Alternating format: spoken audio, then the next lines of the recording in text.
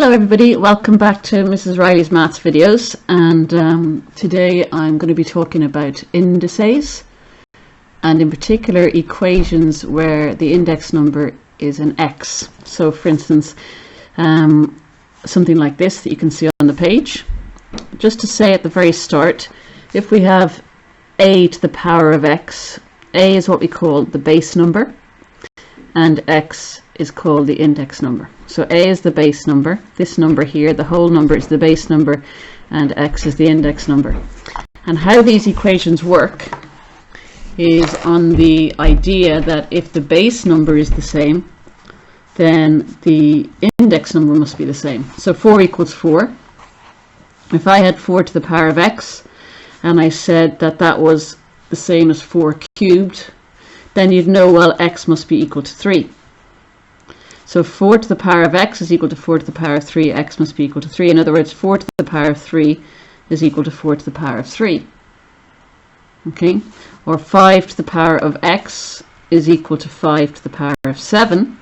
Well, then x must be equal to 7, because 5 to the power of 7 equals 5 to the power of 7. So if the base numbers are the same, then the powers must be the same if they're equal to each other.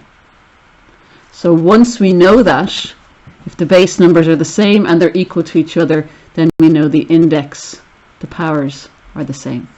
Okay, let's work it out here in some examples. So here we have 2 to the power of x is equal to 8. So what I'm going to try and do always is to get the same base numbers. Okay, get the same base numbers. And then once we have the same base numbers, we can compare the index numbers. So 2 to the power of x equals 8. Well, 2 is already a prime number. It's already a number that I can't make any smaller. So the 8 is going to be what I'm going to work with. So 2 to the power of x is equal to, well, 8, I should know by now, is 2 to the power of 3. So 2 to the power of x is equal to 2 to the power of 3. The base numbers are now the same, so I can say, therefore,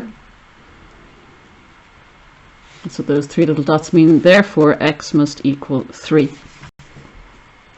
Okay, 4 to the power of x equals 4 to the power of 16. Now, because this is a 4, I might think I might rewrite it as 2 to the power of something, but actually looking at this, the 16 can be written as 4 to the power of something. It's 4 squared. So I can say 4 to the power of x is equal to 4 to the power of 2. Therefore, x must be equal to 2. 2 to the power of x is equal to 32. 2 to the power of x, 32, hopefully you know by now, or you can work it out in your calculator. It's 2 to the power of 5, so therefore x must be equal to 5. Now we're getting tougher here. 2 to the power of x is equal to 1/4. So we're going to have to rewrite 1/4 as something to the power, as 2 to the power of something. So let's think, 1/4. Now there's two different ways I could write 1/4. I could either say, let's go this way first. Okay, 2 to the power of x is equal to 1/4. I could either say, well, 1/4 is 1 over 2 squared. 2 to the power of x is 1 over 2 squared. And then I could say, well, if I want that to be on top, 2 to the power of x, then if I want that to be on top, I'm going to have to change the sign of the power. So it's 2 to the power of minus 2. So x is equal to minus 2. Okay, the other way, 2 to the power of x is equal to 1 over 4, is to first of all move the 4 on top and say it's 4 to the power of minus 1. Then I've got 2 to the power of x is equal to 2 squared to the power of minus 1. So 2 to the power of x is equal to 2 to the power of minus 2. So x equals minus 2. So either way is fine there. You might find one way easier than the other. Possibly this way is easier. Okay, 3 to the power of x is equal to 1 over 27. Very similar to this. So think about for a moment how you might do it. Okay, so 3 to the power of x is equal to 1 over 3 cubed, because 27 is 3 cubed. And again, to get it up on top, we're going to change the sign of that index number to a negative. So therefore, x must equal negative 3. Now, getting harder again. In this one, 16, there's nothing as far as I know 16 squared is not 64, and the square root of 16 is not 64. So this is a bit of a problem, because 64 can't easily be written as 16 to the power of something. So what I'm going to try and find is to find a new base number. Okay, try and find a new base number. So what would that new base number be? I think hopefully you'll see it could either be 4, because 4 squared is 16. It could be 2, because 2 to the power of 4 is 16. 64 could be 4 cubed, 4 to the power of 3, or it could be 2 to the power of 6. So either way, I think we'll go with 4, because it's probably easier to see. So 16 is 4 squared, and 64 is 4 cubed. So what we have is 4 to the power of 2x is equal to 4 to the power of 3. So therefore we can say 2x must be 3. So dividing both sides by 2, x must be 3 over 2, or 1.5. Okay, that's probably the hardest one yet, I think. Let's try the next one. 2 to the power of x plus 1 equals 4. So 2 to the power of x plus 1 equals 4. 4 is 2 squared. So 2 to the power of x plus 1 equals 2 squared. So we can say that x plus 1 equals 2. Just looking at the powers.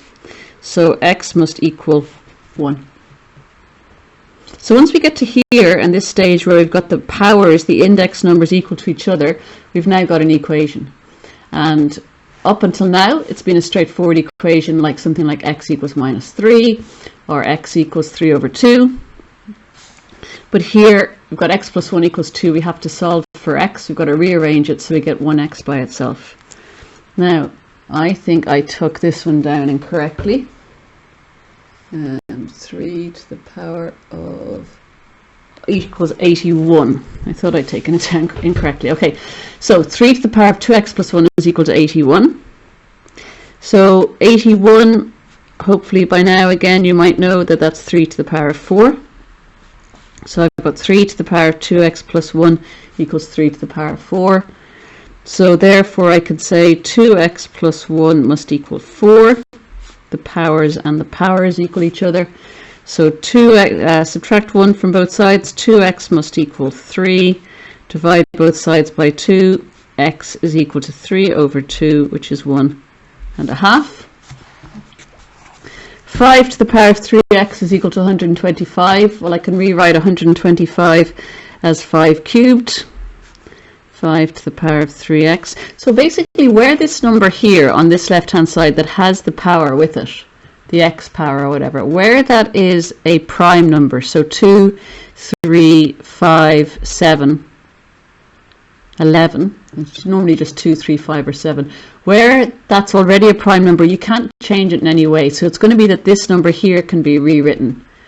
Okay, whereas this one up here, 16 to the power of x equals 64, that wasn't a prime number, so I knew it could be changed in some way.